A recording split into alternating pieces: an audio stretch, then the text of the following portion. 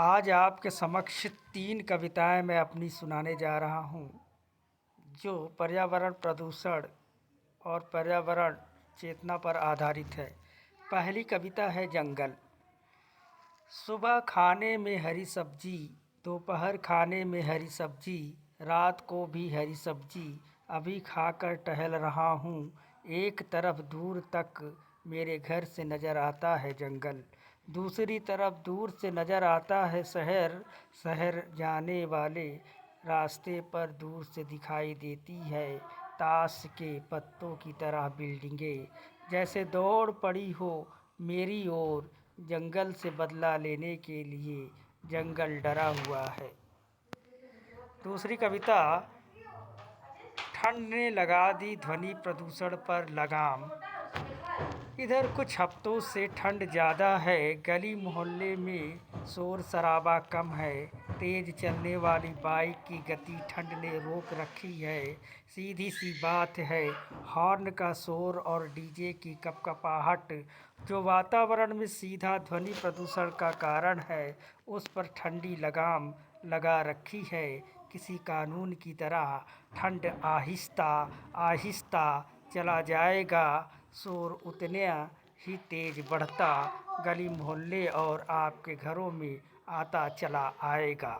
यह बात और है कि बिजली की खपत गर्मियों से ज़्यादा ठंड में है। एसी से ज़्यादा हीटर अपनी भूमिका निभा रहे हैं।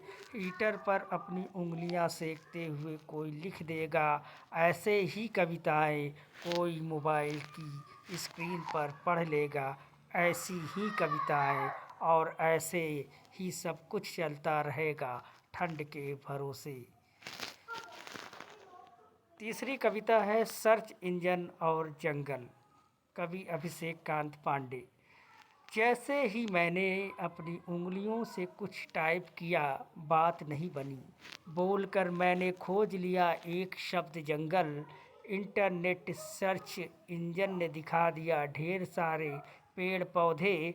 मैंने तुरंत फ़ोटो निकाल बेटी को दिखाया, देखो जंगल होता है कुछ इस तरह।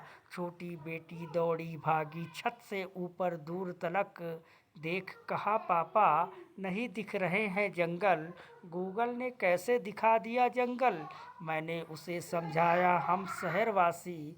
तो उसने जिज्ञासा भर कहा, नानी के घर जाते समय बीच रास्ते में खेत खलियान पर कहाँ दिखते हैं जंगल। मैंने उससे कहा दूर पहाड़ के उस पार ढेर सारे हैं जंगल। उसने कहा मैं नज़र दौड़ा कर देखी दूर तलक, मेरे स्कूल के उस पार खूब बिल्डिंगें, नहीं है कोई जंगल। अपनी किताबों को उलटते पलटते 5 साल की बेटी ने जिज्ञासा भरे सवाल पूछे। जंगल दिखता है टीवी में, जंगल दिखता है किताबों में, जंगल दिखता समाज में, पर जंगल नहीं है आसपास। मैं भी सोचा घर से 200 किलोमीटर चलने के बाद आ जाता है कानपुर। अपने घर से दूसरी दिशा में चलते हैं 130 किलोमीटर आ जाता है वाराणसी।